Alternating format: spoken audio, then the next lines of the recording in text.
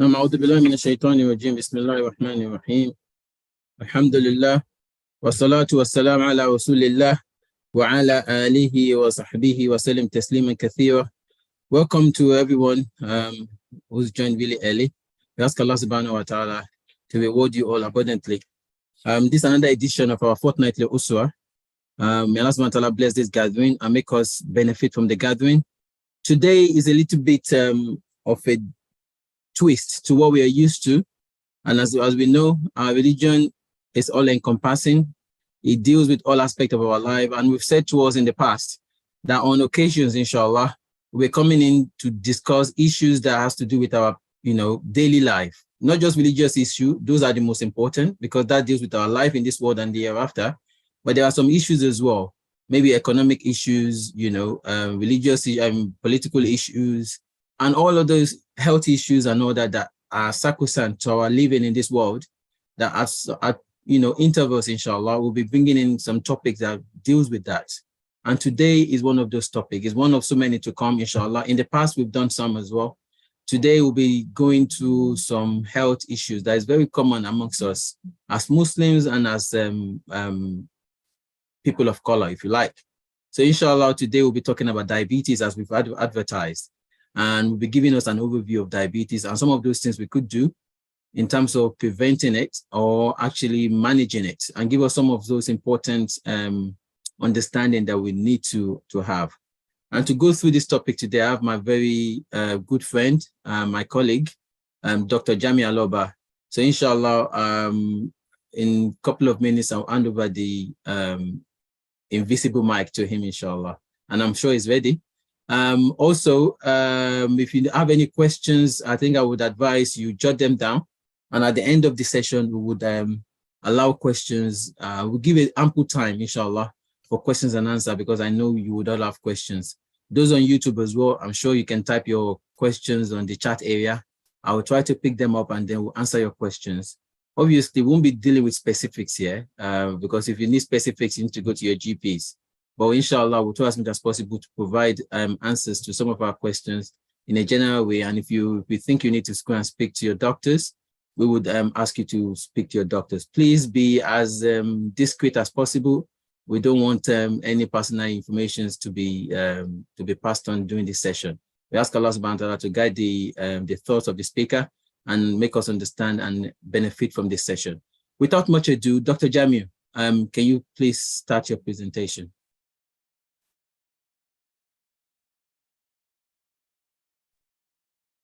Okay. Assalamu alaikum. I can hear you. I think you're muted. No, can you hear me now? Assalamu alaikum. Well, is it me? It's my side now. Can you hear me? Yes, we can hear you. Okay. Alhamdulillah. أعوذ بالله من الشيطان الرجيم. بسم الله الرحمن الرحيم. الحمد لله رب العالمين. الرحمن الرحيم مالك يوم الدين. Alhamdulillah, we give thanks so much Allah for making us Muslims and for giving us that blessing to see today, and not just to see today, also to remain on this path of al-Islam. Inshallah, as my beloved brother said, inshallah today we'll be talking about something that is very important to our lives, and also to our religion as well. I'll just permit me to share my screen. Just bear with me.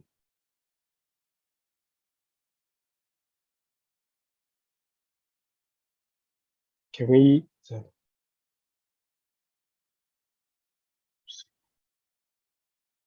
I'm not really tech is having.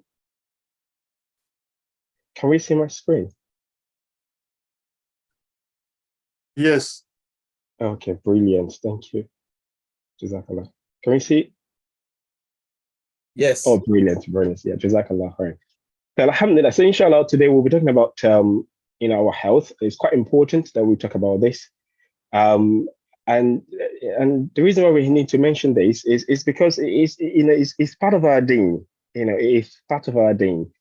And as my brother mentioned, our deen is very comprehensive. It's not just about within what happens within the four wall of the musalla, of the masjid, but actually our whole life as well.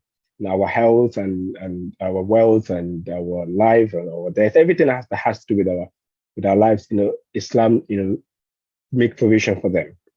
And the fact, the health is not left out, and it is enshrined in the, Allah commanded it in the Quran, and also there are narrations from the Hadith that that sort of mention the importance of not being nonchalant with our health, because we see a lot of people, it's only when they become unwell that they realize that actually, my health is quite important. And what Islam actually wants us to do is actually not to wait until we become unwell, but actually we should try our best possible to maintain the health that Allah has given us, Allah has blessed us with, to do everything that we can to maintain it. And then if we do become unwell due to one thing or the other, as a trial from Allah, then we should try our possible best to seek, for remedy, because Allah has made that, it made sickness as a trial, and as well as also He has provided remedy as well. So we Muslims, we should be at the forefront, of actually, campaigning, at the forefront of actually promoting this. And in Surah is it Surah Al-Ma'idah? No, Surah Al-Nisa, Allah says, "La taqtulu anfusakum," that we should not kill ourselves. We should, and the opposite will be correct. Will be obligatory, that we should actually maintain our life. And also, Allah mentioned that actually whoever try his best to maintain his life is as if he has actually maintained the life. He has actually, whoever tried to save the life of someone, yes, it's as if he has actually saved the life of the whole mankind. And that's something, something that should serve as a sort of motivation for all of us, that actually we should try our possible best. It's not easy. And you will see as I carry on, you see that there is actually, it requires a bit of some, that motivation, hard work, and, for us to maintain our health. Also, so I won't bore ourselves with all these narrations, that, one of them is the dua that Allahumma inna nas'aluka al-afiyah, that we should also seek, try to sort of pray to Allah to maintain our health, to give us health and things like that. And also, as we know in the Maqasid al-Sharia, that one of the things that Islam, has been legislated to maintain is actually to health is one of them. Now, so we go to the topic of today, which is diabetes. It's something very important, and it's something that we should have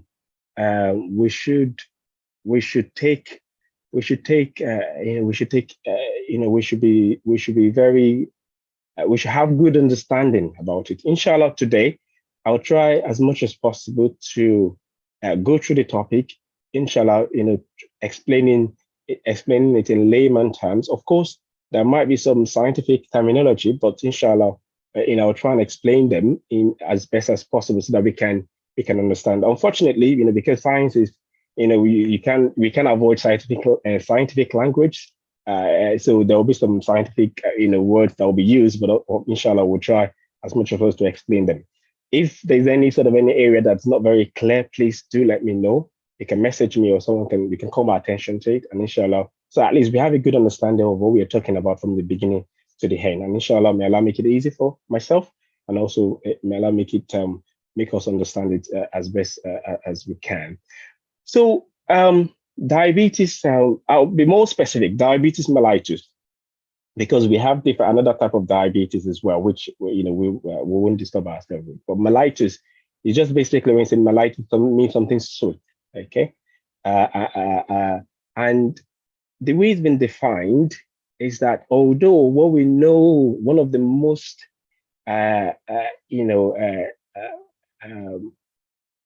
common manifestation, or I will say one of the most what we know most as being the attribute of diabetes mellitus is actually when it comes to sugar. When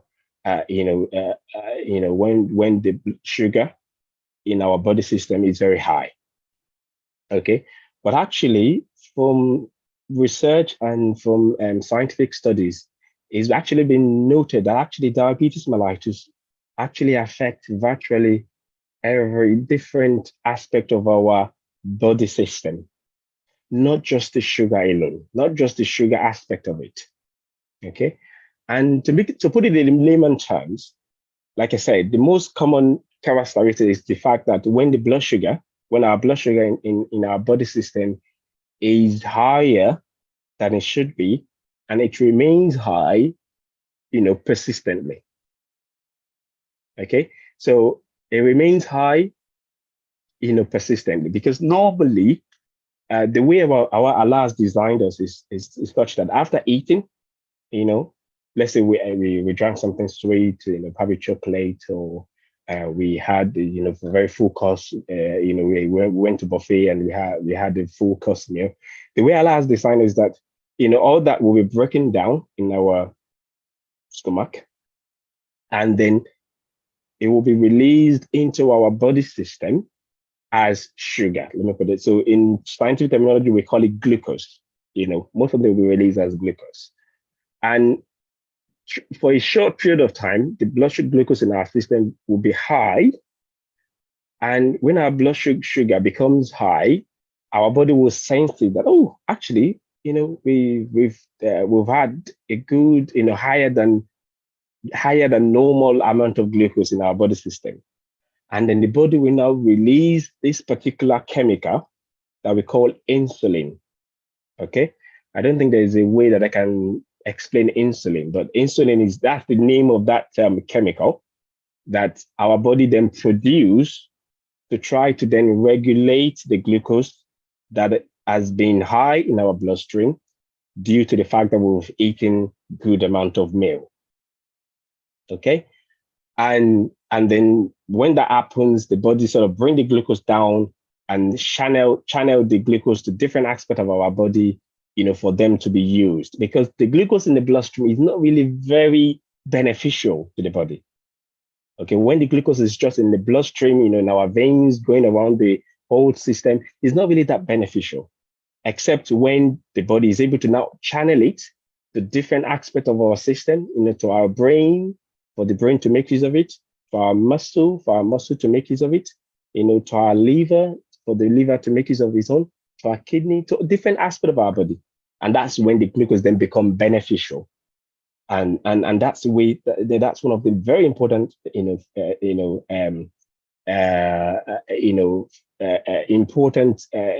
work of this insulin.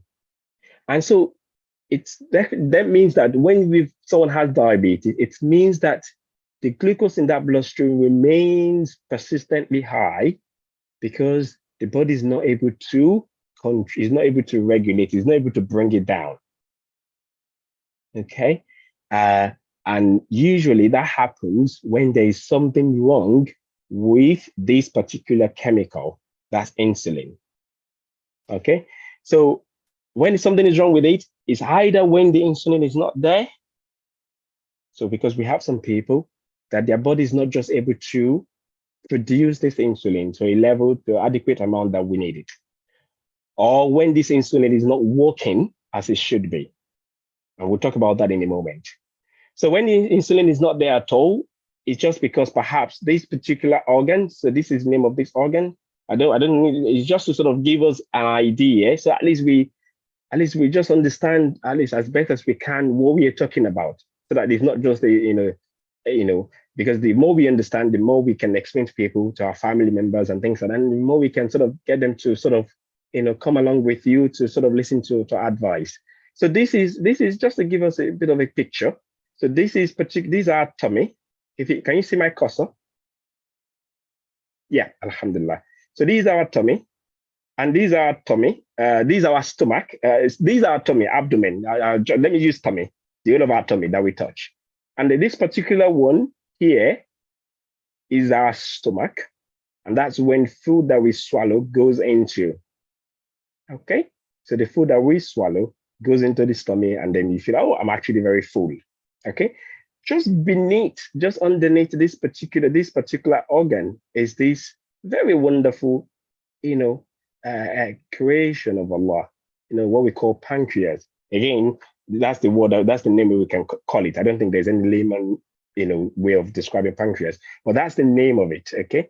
Now, this particular organ is just similar to the organ that we have, just underneath our cheek. Okay, so that produce the saliva that we swallow.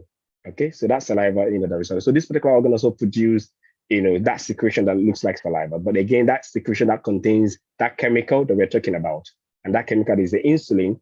Then get released into the blood, and then that insulin goes to different part of our body to then do the job that allows the spine to do.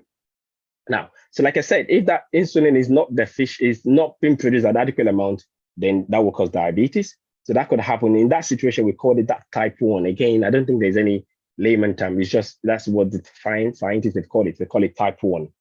So it's not very common. It happens in in quite a number of situations, which we won't talk about today. Then the other one, which is perhaps the most common worldwide, that we're going to talk about today, is the one that we call type 2. Okay, is the one that we talk about type 2. And in this type 2, our body produces the insulin. Okay, so our body is able to produce this insulin, but the problem is that the insulin, our body is now resistant. Our body is not responding. It's just like when we have a horse that not responding to a whip of its master or something like that. So our body is not responding to it, and that means that the insulin is not able to do the job that it's meant to do. Okay, so that's the one that we're talking about. So they call it, that in scientific terminology they call it insulin resistance. So that's our body is resistant to this particular insulin. Okay, I won't disturb us with all this. Just this sort of diagram to give us an idea of what we're talking about. So like I said, the muscle, the liver, that's where the glucose get channeled to. Okay, so that's what type 2 diabetes is about. So we have the insulin in our blood system, but our body is not responding to it. And why would that happen? So that's what we're talking about. Well, that's what we talk about next. Why we just all of a sudden, we're going and getting old, in our teen, our young youth, our body is always responding to this insulin, very happy, very strong, we're not unwell.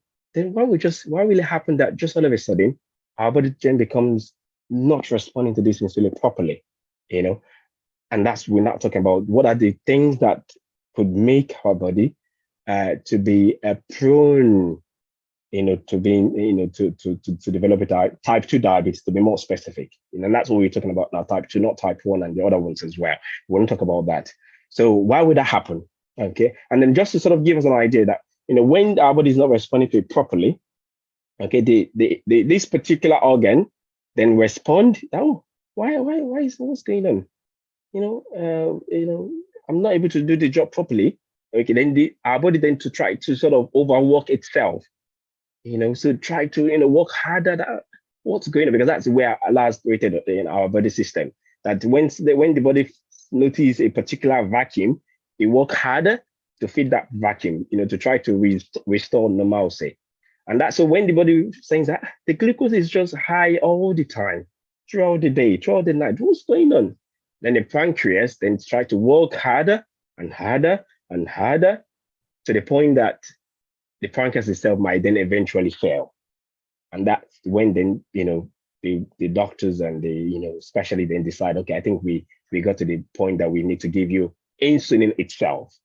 Okay, so we get to that point. We might not really bore us with that, but just also understand what this is all about. So the risk factor is quite important for us to sort of talk about this. So at least we get an idea of what this is about. So the risk factor, there are some that we don't have influence over. Okay, we can call it everything is destined, of course, but we can say perhaps we can't really do much to alter this. Okay, so that's the first one is actually the family history. We've got brothers, sisters, parents, uncles have diabetes. It just means that you're more likely to develop diabetes. Okay, the same applies to our ethnicity, our race, where are we from? So you say that people from our people of color, we're more prone to developing diabetes. Again, we can't do anything about that. Diabetes is worldwide. It affects everybody, but we are more prone to that. Then also the older we become, the more likely. That's sort of natural, really, because as you know, we all know, as we age, all part of our body also, go through that aging process, and I would say that because of that, the people that are older, let's say above 40, above 45, they're more likely to develop diabetes.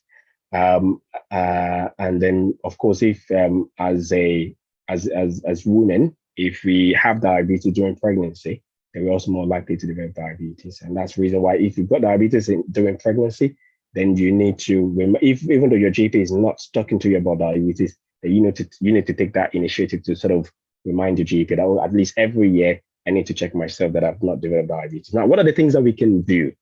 I think that's where the important things is. What can we do? What are the things that we can modify?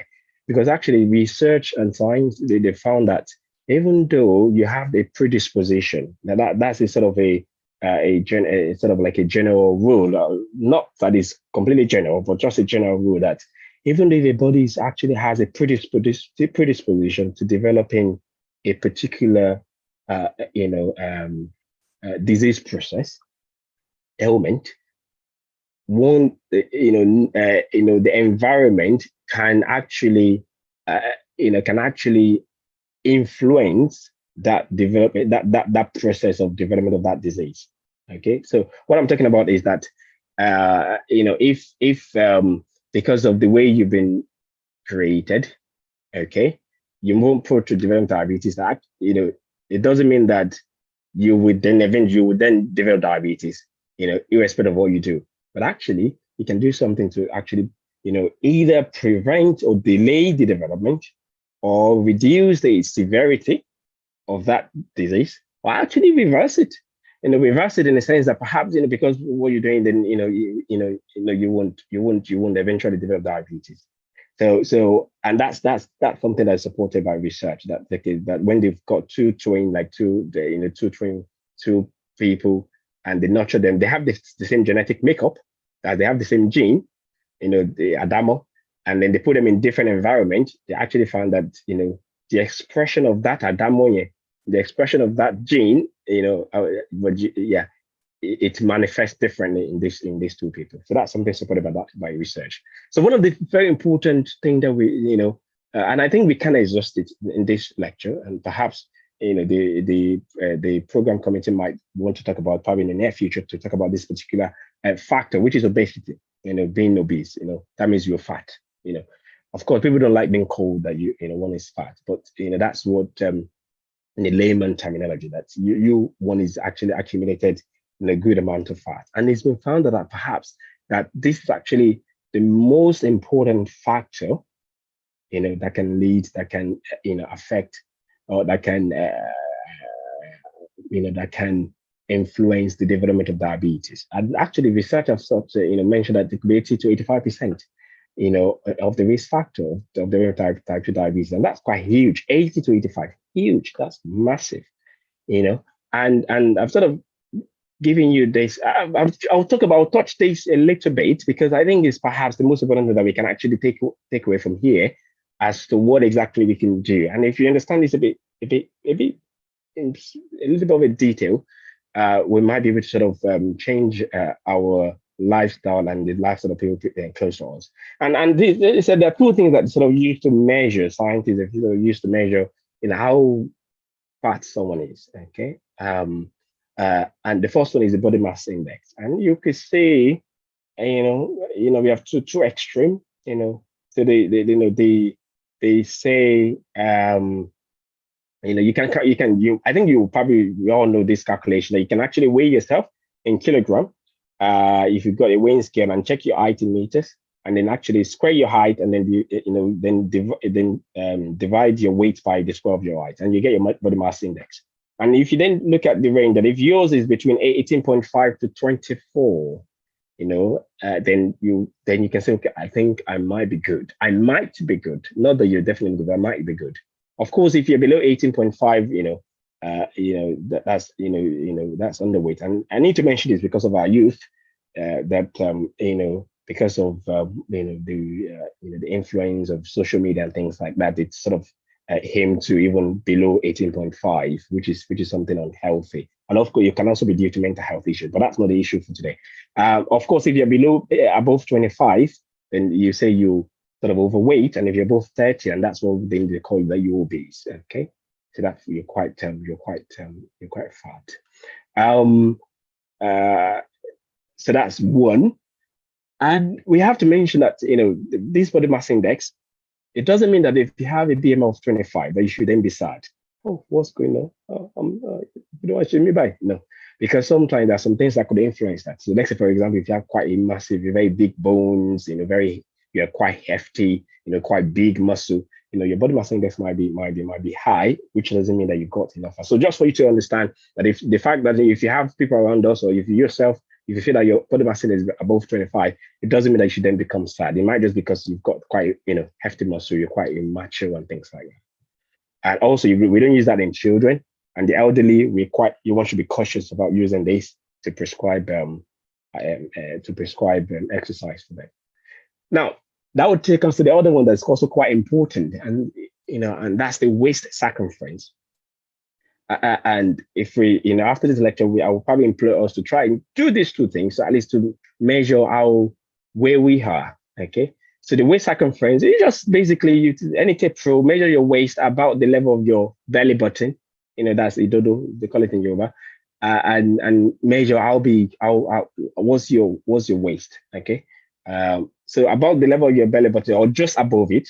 Okay. And then you measure how big is that waist. And actually they found that even though, because some people myself, I'm not that big, I'm not that fat. I've not got that much, that much fat. I've got my BMI is spot on, 20, perfect. But actually, they call it portable. They call it portable. In my culture, my mom will say, "Any lola, oh lola," So and that's when they've got like a quite big, big belly, and you say, this person is well. This person is well to do. He's actually eating fine, but actually he's eating rubbish. Because if you measure the waist circumference, and they found that actually even that person might have a very perfect body mass index, actually his waist circumference is massive, and that's a very significant risk factor as well. And if you get home, do yourself, check yourself. If you're below 94, then alhamdulillah, then you just need to work on maintaining that. So that for male, if you're below 95, then alhamdulillah. If you're below 85, then alhamdulillah, and then you just need to work on that. Now, if you're above 94 centimeter, then you probably need to work harder, okay, to try and shift the balance, shift the scale. So, but if you're above 102, that's quite massive. So you need to work harder. Just bear with me. Sorry, apologies. Just bear with me.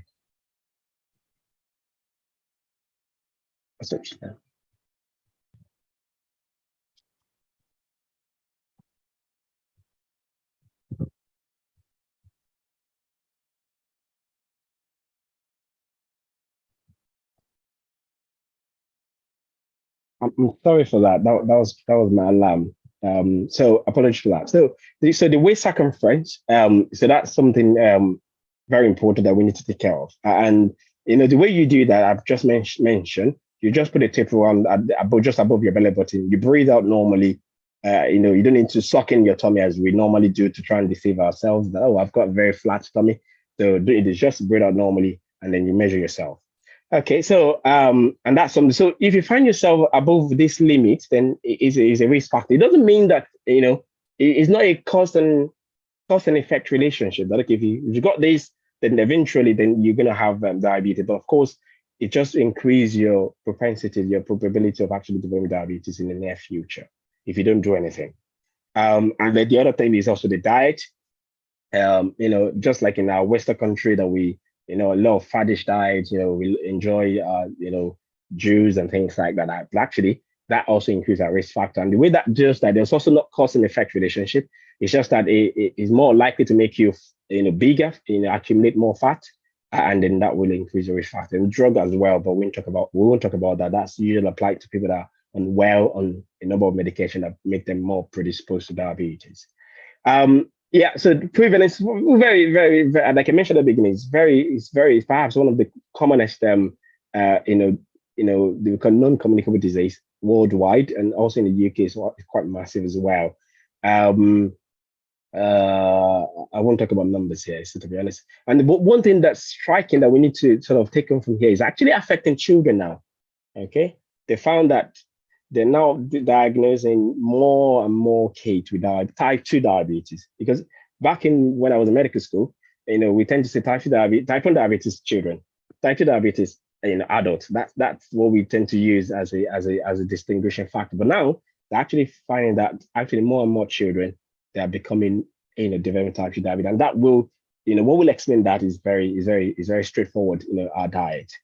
So more children are becoming quite obese. You see them chubby check, oh, I'm a but actually it's just been because it's not been, there's no check and balance, with regards to what the child is eating. So chocolates, shawarma, and things like that. So which themselves they're not healthy.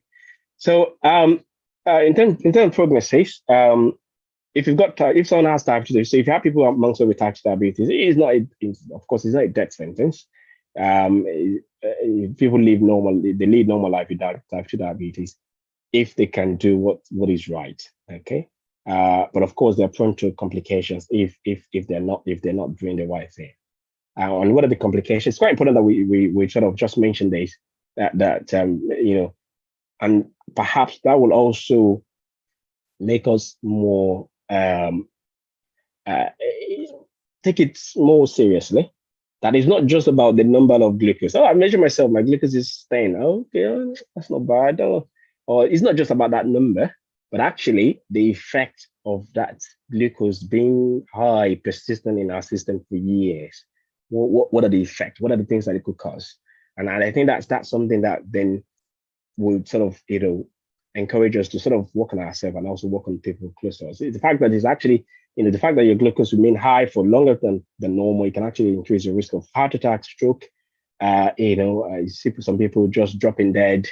You can't tell what happened. There's a possibility that he or she might have actually you might have developed this condition. Also, nowadays, it's sort of quite baffling that even in Nigeria, in my country, and many other countries, developing countries, you see more people younger people requiring dialysis. Okay, that they need kidney transplant. They need kidney transplant, and actually they found that diabetes is one of the commonest causes of kidney failing. And how costly kidney failure can be. So it's quite something very important that we think about. Also, it's also one of the commonest causes of blindness worldwide. And then also losing one toe, one finger, one feet, one leg is also one of the commonest causes of that because because of what happens. Okay. Now, also the symptoms is also very, a lot of time people with diabetes will have typical symptoms of, oh, I'm drinking a lot of water, I'm passing a lot of urine, I'm losing weight and that sort of thing, or I'm feeling tired. But actually, sometimes they don't have symptoms at all. And that's where it becomes quite a bit tricky. And that means that if you don't have any symptoms, don't rule yourself out. Okay, I don't have this disease. Alhamdulillah, I'm quite well. It might be that you've got it, or perhaps it's still at the mild stage. So it's always good to take note of that. And also, sometimes some people can have some skin manifestation of the condition. So yeah, so I think this is where we're probably going to spend a bit more time, so that we can see what we can do to, again, like I said, what we can modify is perhaps the most that perhaps we can modify is probably this one, and that's this particular one, and that's what we can actually work on. The other one. Yeah, so this one on the diet. The other one, we can't change anything with, like I said earlier, with your family or our race or things like that. So we can actually do something about our diet. Okay. And a principle that perhaps we can, of course, it's not, it doesn't mean that it's culture across everything, but it's something that if we use as a general principle, we might be able to sort of, we might get it right with our diet. And the principle is that the fat that we have from nature, the more likely that perhaps the diet is not very healthy. Okay. So the closer we are to nature, okay, the closer we are to the source of the food, the more likely that we're probably getting our food right. So that leads us to, if you've got food that is in process, then it's perhaps likely that that food is probably not very healthy. Okay, and also just to we'll talk about that in a bit more details in a short while, but just to sort of you know reiterate, not reiterate, but mention that misconception that a lot of people will say, oh, once you've got diabetes, there's some food that you should not eat. Oh, don't eat. This happened also back when I was practicing in Nigeria. So don't eat rice, don't eat beans, don't eat plantain, don't eat wheat, don't eat. So the one when I said, there was a time in the back, just to sort of give you I think, yeah, I can remember very clearly. The woman came to me. She was really very like, what's wrong? What's the problem? One could see that she was actually very low in mood, very, very sad, unhappy.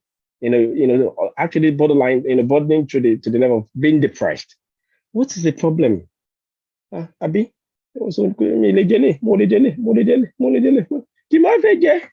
and then it becomes quite something quite troublesome for that lady, to cope with, because actually some people, you see some people with diabetes, what they will eat in morning, evening, and night. What's very common in our culture is actually they will eat unripe plantain in the morning. They will use that, they boil it, so they probably put palm oil. In the afternoon, unripe plantain, they will use it to make probably they will grind it in that form, and then they will use that to make perhaps probably pap or porridge or whatever. And in the evening, unripe plantain, they will use that to make what's it called? I think solid swallow. And that's the diet in the morning and the afternoon, in the evening. It's not like that. So there's nothing like diabetes diet. That you've got diabetes, then you've got to eat this diet. Okay, there's nothing like that, and that's something that we need to bring. And hopefully, people with diabetes, they'll see that as a sense of relief. That, oh, that means I can still eat all this. I just need to be cautious. Okay, so the question, the main thing here is actually being cautious. Okay, not that discarding all this wonderful food that Allah has given us. Okay. So we need to be cautious. So there's not like, you've got diabetes, you cannot eat all this food. Okay. So now, what are the things that we can how we can modify our diet? Okay. So like I said, the general principle, the closer we are to nature, the better. Okay. So as much as possible, we should avoid of course, it doesn't mean that, if something is, that doesn't mean that we should be eating raw yam and, because raw potato, because we want to be, of course, within the limit of what we know has been normal. The first one, as much as possible, there's some type of food that the scientists call them, high fiber. Okay, they've got quite high fiber, and they don't turn to sugar quite quickly. Okay, so they call them low glycemic. So that means when we eat them, you won't find that your glucose will rise quite dramatically like that. Okay, and they've got quite high fiber.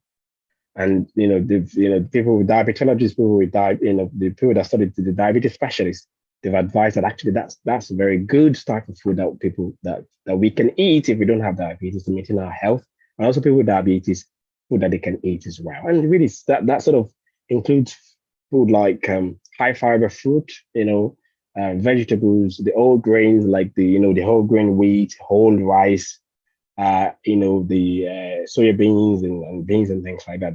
Those kind of food, they're quite very good source of balanced diet. And so in contrast to food that are processed, like processed rice, so the rice back in Nigeria, the word that is unprocessed, they call it what do they call it? Forgotten. That they use ofada. Yes, yes, ofada rice. Yes. So it's quite, because the shell is still there, it's minimally processed, very good. Okay, as opposed to the refined rice that is very common. So it's found that also brown rice as well, very good. So they are sort of very good source, and they don't turn to sugar quite quickly, and they have quite high fiber. They might not be very palatable in the mouth sometimes, but I think ofada is very wonderful. I've tasted it quite a few times before. With Ayamashi, very good. Kayamasha. Okay. Ask him when you get home. Okay, I will do. So yeah, so these are the diets that are quite good. Okay, low fat dairy food also very good as well. Okay, we should try. It doesn't mean, like I said, process, the food that are low in fiber as much as possible. We should cut down on them. Of course, it doesn't mean that we cannot eat them. Okay, we should have more of the one that I've mentioned and then less of that. And that's for, let's say, if you don't have diabetes. Now, if you've got diabetes, it's quite important. I need to talk, touch on this, that you can eat this food, but it has to be in proportion. So it doesn't mean that, okay, I've got diabetes. Okay, they've said that we can actually eat wheat and otherwise, and they have like a massive mountain of rice at breakfast. And then for lunch, I enjoyed myself. The mountain of rice, no.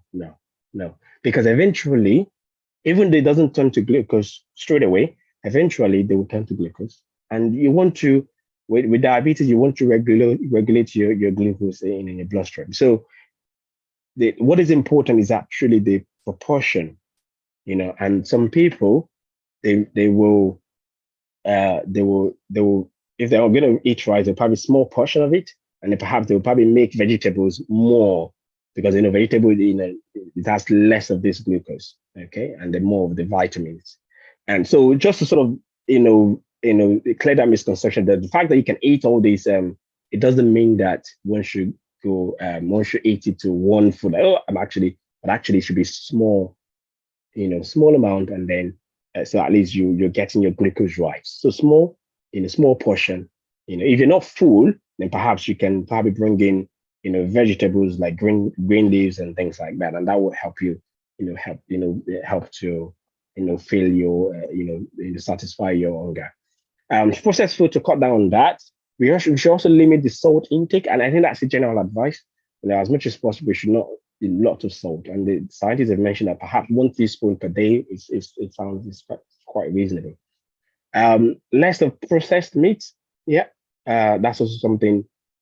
Is a good, something that we should take note. Avoid, alternative will be, fish. Fish are quite good. Oily fish and things like that. Very good. More fruit and vegetables, good. Less of the marketed fruit juice. Some people, it's the same thing. No, orange juice, no, they're different. Okay, so you can have orange because you have the fiber, you have all this, but not less of the fruit juice. But again, like I said, if you're diabetic, if you have diabetes, not that you cannot take this fruit, but it has to be small in quite proportion. Okay, so not like, okay, I can eat all this food, and especially those ones that tend to contain more, more carbohydrate. So other ones like cucumber, very good, as well. One cannot exhaust the aspect of diet. Some people, if you've got diabetes and you feel that you need more sort of tailored advice, it might be best to speak to a dietitian. But at least this will give you an idea of what we're talking about. Also, fats, you can also, so there's some healthy fat that one can also have. Olive oil, rapeseed oil, sunflower oil. We should reduce the intake of butter and all those sort of animal fats, and whether in themselves or in processed food. They're very common nowadays, shawarma and other things as well. Okay, so a very good website, if you've got diabetes, or if you want to sort of read about it, if you can go to Diabetes UK, you'll see quite, inshallah, you might be able to sort of see, more advice about diet if you've got diabetes. And if that doesn't suit you still, like I said, dietitian will be a good idea. Now, this other one is a physical activity. Now, so can you, just to let me, who goes to gym? If you go to gym, you can just type yes in the chat box. gym. If we go to like a gym and or Does it have to be a gym or probably regular exercise or like a walk? oh, we or do regular exercise. Yeah. If you do any regular exercise, just let me know. Like, okay, you go, you go to the track or you go to the, jog and things like that. Yeah. Can you type? You can type yes. Let's see how many do we have? I'll probably give like one? 30 seconds. One person. Don't tell me we are not talking about working your workout. That my work is so demanding. We are talking specifically exercise. Yeah. Exercise. If you do like let me say probably like once in a week, at least once in a week, we do some sort of exercise. Mashallah. Like eight so far. 8. Okay, at least once in a week. 8. That's about 10% of us. Yeah, because we've got 75 here. We got 8 on YouTube as well. 8, so 8 on YouTube. So it might be either cycling or swimming or some sort of football or jogging. So 8 in total, 16. 8, I think we're about 10, 15, 10, 12 now. 10, 12. Okay. So really, it's not surprising, to be honest, because of our busy world. We a lot of things that we need to do. We need, school runs and work. We need to not to be late and things like that. And I'm hoping that at least, in this coming slide, I can sort of go through some things that we can actually do, to remain active. And the key word here is actually to be active. Okay, because sometimes it can be quite difficult to be, to actually have dedicated time for exercise. And I mean intense exercise. If you can do that, those 16 people that are doing that intense exercise, please keep it up. Wallahi, it's very good. You will find a lot of benefit in it, massive benefit. Even on the way you feel, your mood, you'll be you'll be happier, and your body system will feel better. So please carry on that. But like myself, like many of my colleagues as well, and majority of us, what are the things that we can do, that we can do on a daily basis that will make us to still remain active, and and inshallah we can be better. We can be better. And the key word here is actually to become active. Okay, and because I find that a lot of people, because even if they are busy, okay, their lifestyle is very busy, morning, afternoon, no time at all. Then they use that as an opportunity to even demand more comfort. I'll give an example. I was actually taking my kids to school, and you see some people. Even there was a time I saw some people. They were even going to park in the front gate of the kid, of the kids' school. So meaning that even the kids cannot come out of the school gate safely. Okay, so they will prefer that. Okay, they'll take their car to the exact location they're going, and then it's just that they would need to take few steps, and then they're there. Okay, you see some people at work. Well, so your cost lift is there should be lift here. What is going on here? They prefer that. You even see some people, you've probably heard of some people, they won't mind that they're being carried. There is a technology that will carry them from the seat of the chair at work, carry them into the car, and then the car will drive them and turn into like a robot, and then drive them into the front door, and they will just take some few steps, they're home. Okay, because of technology, and because of all these and the lifestyle has reduced. And even the mentality of people wanting to be active, it has reduced that mentality.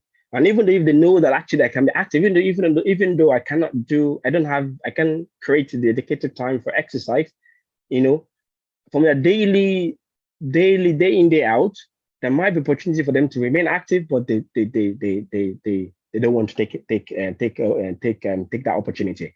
And so, so the keyword is active. What are the things that we can do? Okay, I would stay from the first one. Let's say, for example, now, a very good example could be like, you're going to the masjid. Okay, you can actually park your car probably, in a few yards from actually the masjid. There might be parking space, at the masjid car park itself. But actually, you would probably decide, okay, I want to park my car a big distance from the masjid. And then I would probably then walk briskly to the masjid. Yeah. And you won't realize the immense, and if you do that 5 times a day, you won't realize the immense benefits that you gain from that. Okay, that you just sort of take that, walk briskly. And again, in our religion, the more, the longer you walk to the masjid, you're getting reward anyway, so not to sort of now, you're now getting 2 benefits, maintaining your health, and then also you're getting reward from Allah. Okay, so at home, so I'll give you an example. So you can tell me at home, what are the things that we can do, while at home simultaneously that we can do, to remain active. So can we type in the chat box? What are the things that we can do? Like I said, the key word is that our life, we're not living a sedentary lifestyle. We are active person. Anything in the chat box? At home. Not using blender, using Allah if possible. Allah. Pounding our yam rather than using Kamabunyo that Bayano is part of it. Wallahi, yeah, definitely. Yeah. If you have the time, yeah, definitely. If you've got the time, of course. Climbing the stairs, several times. Yeah, definitely. At home, climbing the stairs. If you like living in the upper flat, there might be a lift there. Rather than taking the lift, you sort of jog up and, very good one. Anything else? Carrying baby around. Yes. Gardening. Not using the buggy. Yeah, not using the buggy. Yes, definitely. So a lot of people, because we refer the buggy, okay, our buggy is there, then like, you don't. But actually carry your baby, you actually a lot of benefit from that. You're bonding, you and your baby, you're bonding together.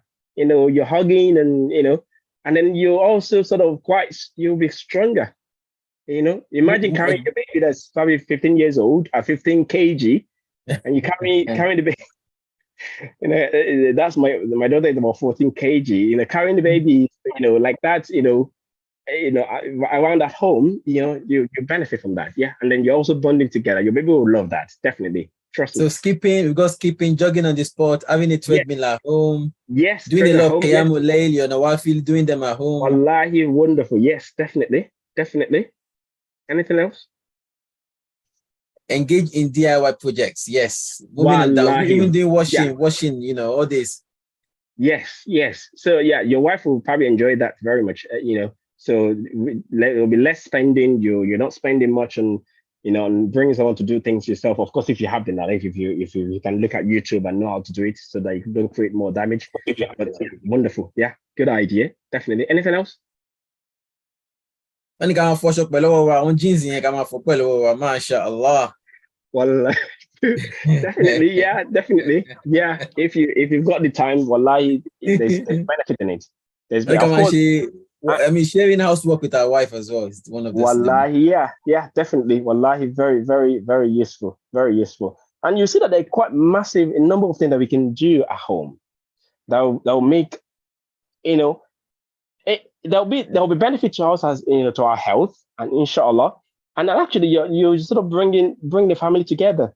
Your wife will love you more, your husband will love you more.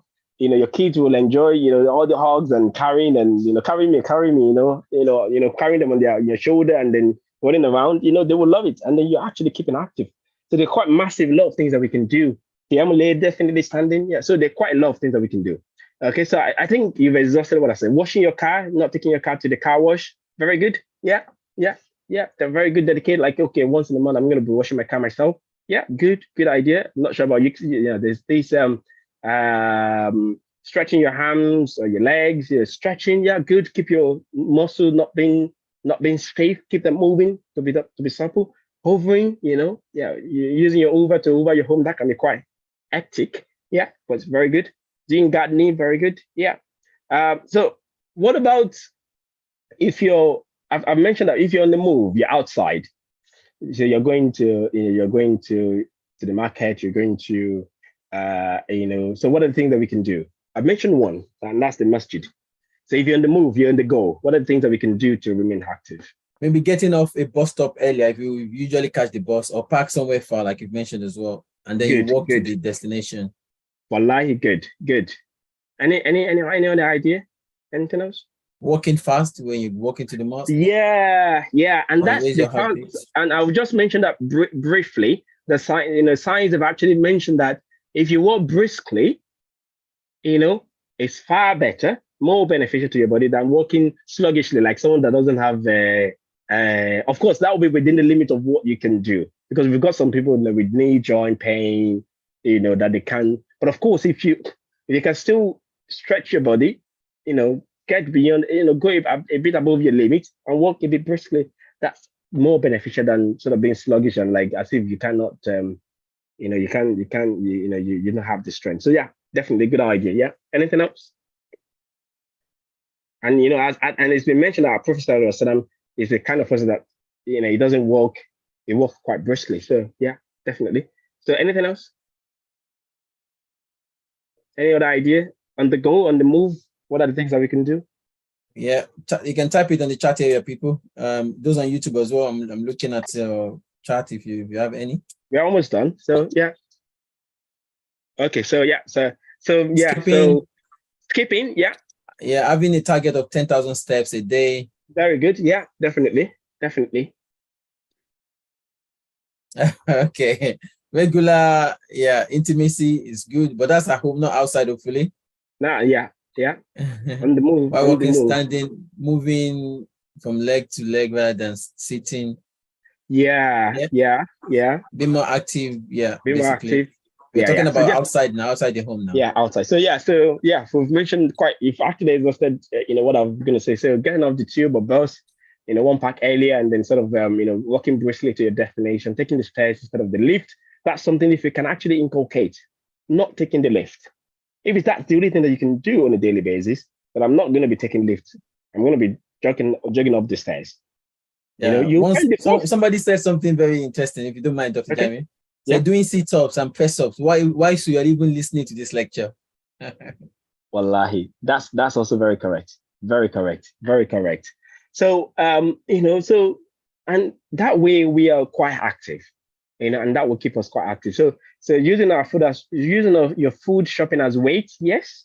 So you pack a bit farther if the car park of your so rather than taking that trolley, you carry your food yourself. There's that trolley in the shopping, whatever. So instead of using pack it in your own shopping bag and then carry it yourself, and then you might stop a bit, in between, some free stops, but of course, carry on. You know what you're doing, so you don't mind what people will say that. And I tell you, there's trolley there. Why is he troubling himself? You know what you want to gain. So yeah, do that. So you might stop a few times, but of course you get to your destination and you get that benefit. Cycling, walking also as well. Okay, what about a walk? Unlike like we ourselves as GPA that will stand on people that work in the office. What are the things that we can do at work that will keep us active? Yeah, I think even as GPs, you're not sitting for. Yeah, even as GPs, rather than use the technology to call patients from the outside, you can work from your room to go and pick up your patient. Definitely. Even the patient actually preferred it. Yeah. And they also enjoyed it. Yeah. So I changed. Previously I used to do that, but I thought, okay, I now just walk the steps. Go and call them, and they'll follow me. And they actually, you're bonding with your patient right from the beginning.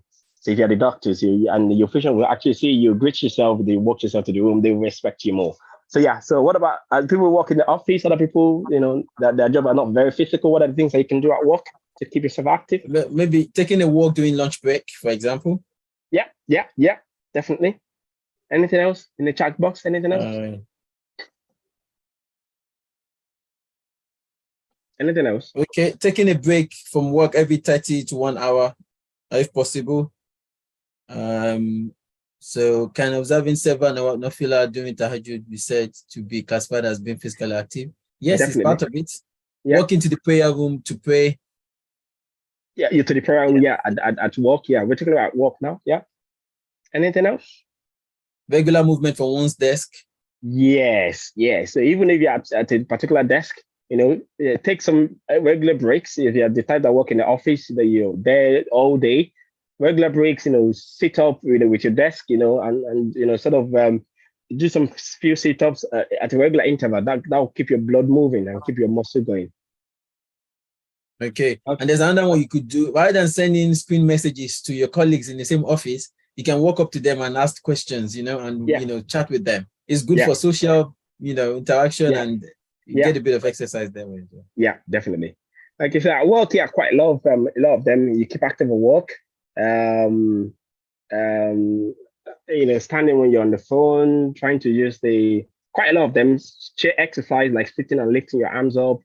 It's having some, set breaks at work to go for a walk and stretching for a few minutes in between walking, so they're quite a lot. You've actually mentioned you've exhausted them.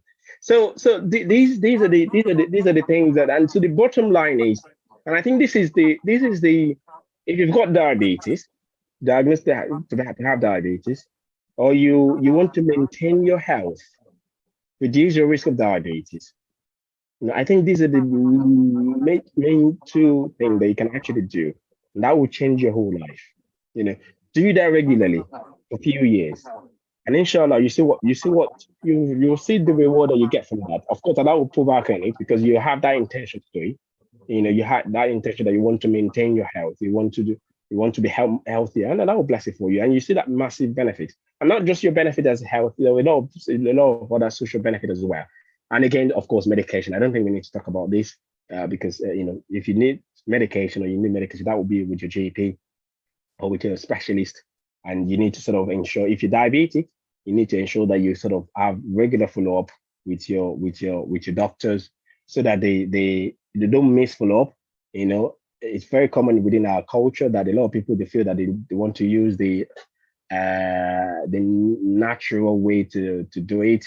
So that as a result of that, they will avoid, being checked over and things like that. So it's quite important that you cooperate with your medical professionals and discuss with them, okay, and talk to them about different things. So if you intend to try something, speak to them about it. Don't run away from them, okay, and go for your checkup regularly, okay. Let them check your food, okay. So have a look at your food regularly if you've got diabetes, because you don't want to develop any ulcer. Check in between your toes, those toes, to ensure that you don't have any ulcer developing there. So take care of your feet if you've got diabetes, okay?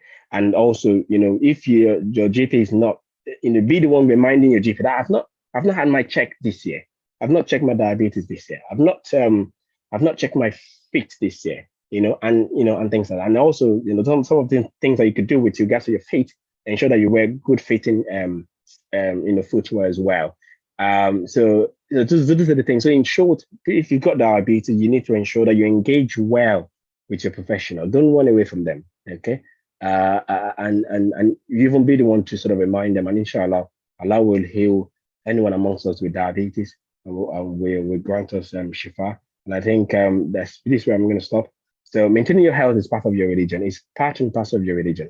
And it's part and parcel of our religion. It's not like, okay, I'm healthy, that's fine, and Allah's blessed me. No. Allah's blessed it is amana. Okay, Allah's blessed you the health so that you look after it. Okay, bless you with good body, sound body, sound soul, sound, brain. Not for you to just use it anyhow, but actually for you to maintain it. It can be quite arduous, to maintain it. You need a lot of motivation. Just like we want to maintain Jannah, we need a lot of motivation. We go to pray 5 times a day. We don't get tired of it. But actually, our health is also quite important as well. So we need to look after ourselves, look after our family, and inshallah, Allah will grant us the best and grant us shifa. I've said this, to the best of my knowledge. If I've made any mistake, wallahi, it's from myself.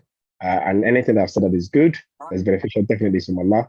And I pray that Allah will protect me and protect all of us from ignorance. Assalamu alaikum. Wa alaikum assalam. Jazakumullah khairan, Dr. Alaba, for that beautiful presentation. I think the summary of what the Honorable Doctor is explained to us is very important. Diabetes is common, especially in people of color, people that are blacks, more so for people who have family history. Maybe your dad or your mom or your grandfather suffered from diabetes. So if that is the case, There are some things we could do to ameliorate that risk and prevent, hopefully, inshallah, developing diabetes. And the key from what is told us is our diet, obesity, and activity. So, increase your activity, make do with what you have rather than, going on things you could do. Things you can do, try to focus on that and try to do it well. You can change your diet. It's possible. Like I said, all the myths that we have that the diabetic cannot eat a particular food. You can still eat, you can still enjoy what you want, what you have, but reduce it and make sure you eat a lot of vegetables with it. Increase activity. If you don't have time because you work so hard within your workplace, within your house, there are things you could do to at least, continue this activity. And I ask Allah subhanahu wa ta'ala to prevent us from these diseases as well. For those who are diabetic, it is very common amongst our culture is that they will give you medication. You only take it when you think your blood sugar is high. It is very important. These medications are supposed to be taken on a daily basis. Please do take them daily basis. You might not see the consequences now, but in future, when your eye starts to come, blurry, when your leg starts to, you can't feel them, then you know that these are the complications of diabetes. Hopefully, you won't have to go to the level of amputation and all that. So let's control it now to prevent that in the future. Very, very important. Very important you engage with your GP as well. You need, for those who are diabetic, even if you're not diabetic, if you are over the age of 40 and you have family history, I would say you at least go to your GP to get your blood checked on a regular basis, as on a yearly basis at least, go to your GP and ask them that you have these factors and you're over 40 to check your blood test. They would usually, oblige this and allow you to do this. So may Allah subhanahu wa ta'ala protect us. These are things we could do. And Allah subhanahu wa ta'ala is the ultimate source of good health. So there are a few questions already that I've got. If you have any questions, please raise your hand using the hand raise function on Zoom. For those on YouTube, inshallah, type your question. I can pick up one from YouTube now. And I think I've got one here from Zoom as well. So the first question, which is from YouTube, is diabetes curable? Dr. Alaba, please, if you can respond to that. Yeah, the simple answer is no. It's not curable. At least to as far as the research is currently, we don't know what can happen in the near future. But as it is, it's not curable, but it's actually what we say is manageable. And of course, we've got some people that they go into remission. When we say remission, it means that the diabetes is not manifested itself. Okay, so it's not manifested itself. So like for example, if perhaps some people they become diabetes because of what's it called? They're very big or they're very fat. Then of course and they sort of get down the weight to whatever means, and then their diabetes can sort of recede. But it doesn't mean that in the near future, if they lose that track of their activities again, then diabetes might manifest itself again. So it's not curable, it's manageable. But of course, if the diabetes is due to perhaps the medication that we take, perhaps one could use the word perhaps because if you stop the medication, that diabetes will stop. Perhaps one could say it's curable, but the scientists they don't say curable, but they say manageable. Allahu a'lam. Naam, jazakallahu khairan. The other question here is high cholesterol one of the risk factors for diabetes? I'll say yes, definitely, because if you've got high cholesterol, that means you're obese. You're most likely you've got good amount of fat. Probably might not be obvious because you've got probably you're slim, but actually perhaps you accumulated large amount of fat within your tummy. So if you got high cholesterol, because the fact, the consequences, because most likely you're obese, and obesity is a risk factor for diabetes. So in itself is also a risk factor of diabetes. Yeah. Some people would have some genetic predisposition to high cholesterol. They might not be big sometimes. It's just a family history that they have. But regardless, that could be a risk factor as well. So controlling it is definitely key, one of those ways of preventing diabetes, inshallah. The other question is, this person is saying that they couldn't understand how family history could be a risk factor for developing diabetes, because you mentioned that this is a sort of chemical imbalance. How can you juxtapose that, please? So, so it's due to the fact that it's due to a chemical malfunctioning. So that the insulin is either not there or is deficient. Okay.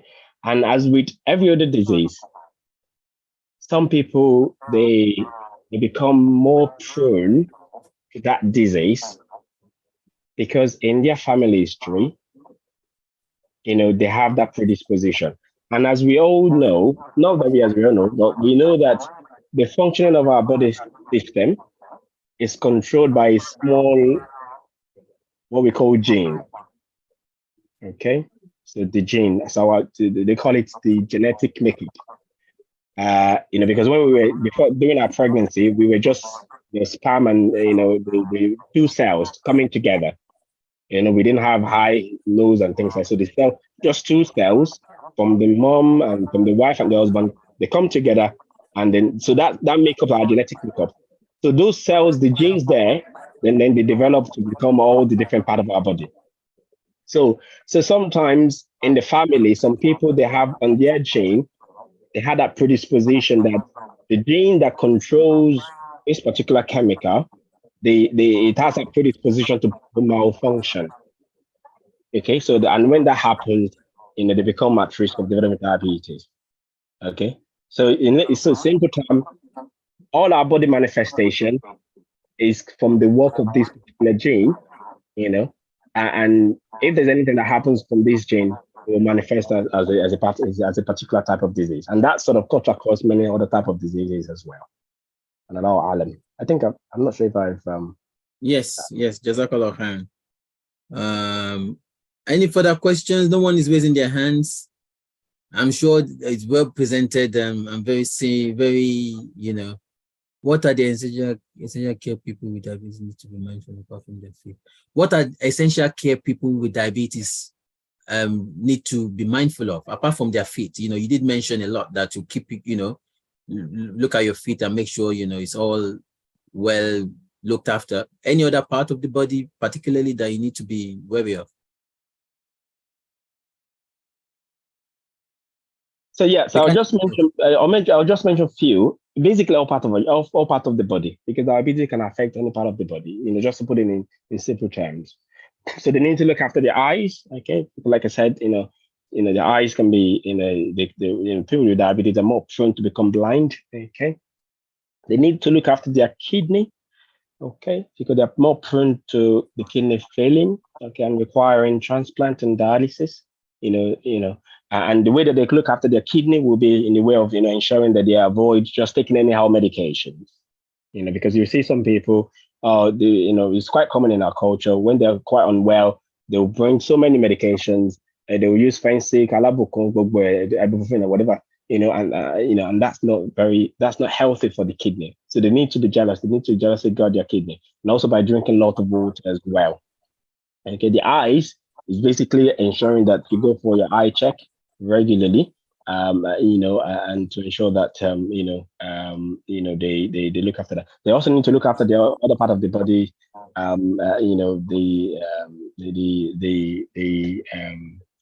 their mental health as well. Okay, so they need to look after their mental health, because people with diabetes tend to become quite low because they feel they are shortchanged, they feel isolated, but actually they should develop that good social network, because like, for example, if you go to like a meeting, you have your friends, enjoying other things, and you feel that, oh, I can actually not take this fruit juice and things like that. So they should develop a very good rapport or a good network, that will sort of make them to not to become down or low because they cannot do what their mates are doing. So these are some of the things that they need to look after. Of course, if you have some people smoking, because unfortunately in our world, you've got a lot of people. We're not left out, even the fact that we're Muslims. We've got some people Muslims that are smoking. So if you've got people smoking, you need to encourage them to stop. Okay, you need to really stay on the neck. If you love them, okay, then you need to stay on their neck until they stop smoking. Okay, so friends, family, you need to stay on their neck. Okay. Apart from the fact that it's something that in Islam, Islam is against, because there are irrevocable evidence that it kills. Okay, it kills. That's the let me make it simple. Smoking kills. Okay, so that's the evidence for that. Okay, so irrespective of what people that smoke they enjoy, we need to stay on their neck that you're killing yourself. Okay, you're gonna kill yourself with it. So we need to stay. Same applies to alcohol. Unfortunately, we've got some people that drink alcohol. As Muslims, alcohol is forbidden, but it's quite unfortunate we've got some people drinking alcohol. You need to stay on them until they stop drinking alcohol, because if you're drinking alcohol, you're damaging your liver. You're not looking after your liver.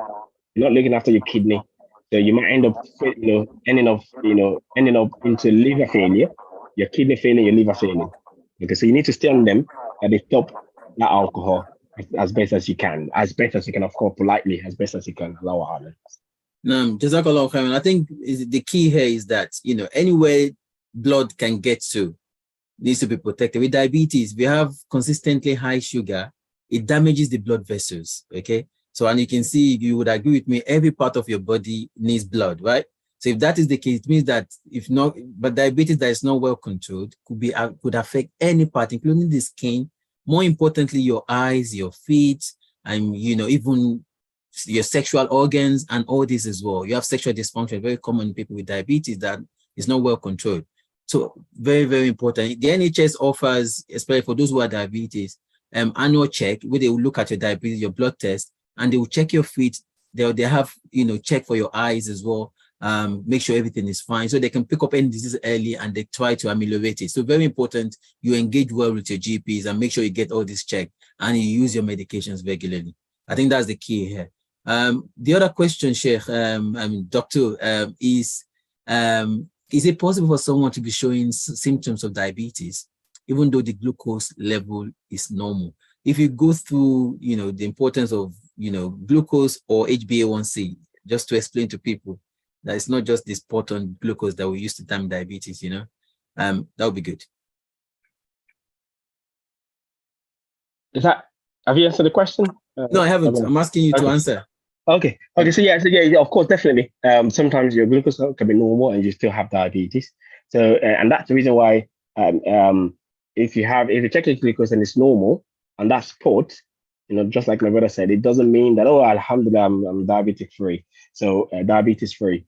There are sort of advanced tests now that can actually, pick up that diabetes. Because if you've got some people, they might say, okay, because they test their glucose probably once in a year using a finger prick and they're happy, but actually they've got diabetes and over the years they develop complications.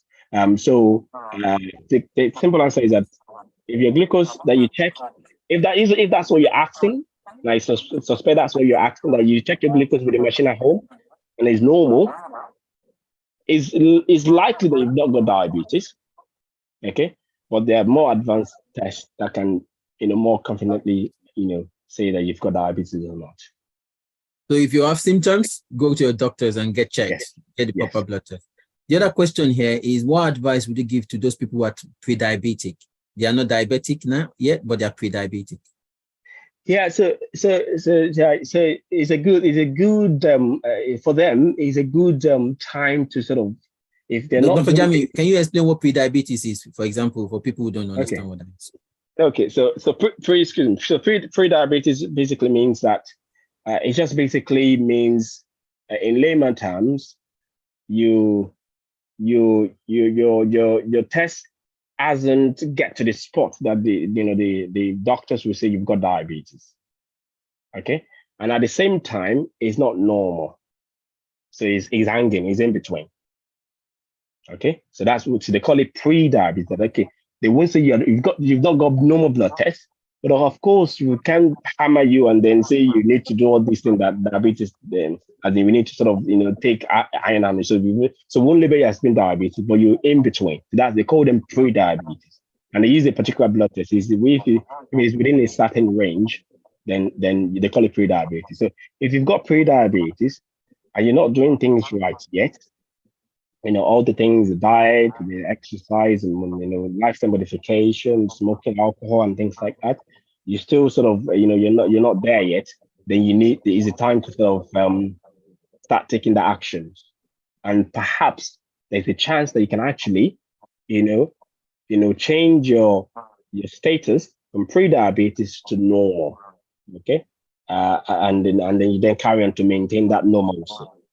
Okay, so I would say it's just a general advice that you need to sort of work on the lifestyle that we've mentioned, and inshallah, you will not progress to become diabetes if you you're steadfast in that.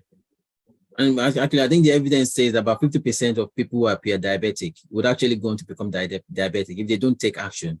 So it's very key to take action. If you take action, about 50% of people in pre-diabetes can actually go back to normal. So this is what they say. So it's very important when you're pre-diabetic that you keep to all this advice that we've given to you, because you are more prone to become diabetes. And there is an NHS program as well that we do refer people to. If you go to your GP, they can refer you to that NHS program that will talk about diet and some of those things you could do to reduce your risk of actually going on to become diabetes.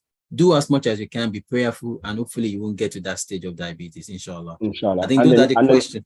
And then just to also, if you're pre-diabetic, if your GP is not reminding you, then you need to remind the GP at least every year that, okay, I think I've got pre-diabetes. I need to check my glucose again. I'm working hard. I'm doing my best, but I just need to ensure that even if it's normal, still sort of remind the GP to at least do it regularly, probably once in a year or once in 2 years, to ensure that at least things are still normal. Absolutely. Any further questions from anyone? It's been an interesting session. We only got about a few minutes to go. Any questions at all? I'm looking at YouTube here. There isn't any question on YouTube. No one is raising their hands here. So I would say Jazakumullah khairan to Dr. Jami. Like we've said, every now and then we would come with topics that are, health-based and so many other ways that, that affects us on a daily basis, especially as UK, citizens, living in this country. Just to make it a bit more active for us, because this is what MFB is. MFB is not just one focused organization. We try to help our members and all those people who listen to us in all aspects of their life. And inshallah, look out for this for our page. We'll be coming up with economic stuff, entrepreneurial stuff, health stuff, marriage stuff, and all this, inshallah, in the near future. May Allah subhanahu wa ta'ala make it easy. Is on that note, if you want to support our work, inshallah, please do donate generously. The account details will be put on the screen in a while. If you want to join our WhatsApp group, which is mainly to give you update on our activities and all that, we'll post that on the chat area. Please do join us. And we ask Allah subhanahu wa ta'ala to bless MFB and to bless every one of you supporting us, inshallah. I don't know if you have any final words, Dr. Alaba, before we finish today. Yeah, alhamdulillah. Alhamdulillah for thank Allah for maintaining us on this path, and also actually the fact that we're Muslims, wallahi, is a blessing. So like you said, it's quite comprehensive. So I pray that Allah grant us the best. Make us steadfast and protect us from the trials of diseases. And also protect us from the trials of age, from aging, and also make us steadfast as Muslim. Jazakumullah khairan. On this note, we say Subhanakallahumma bihamdik, ashhadu an la ilaha illa anta, astaghfiruka wa atubu ilaik. Assalamu alaikum wa rahmatullahi wa barakatuh.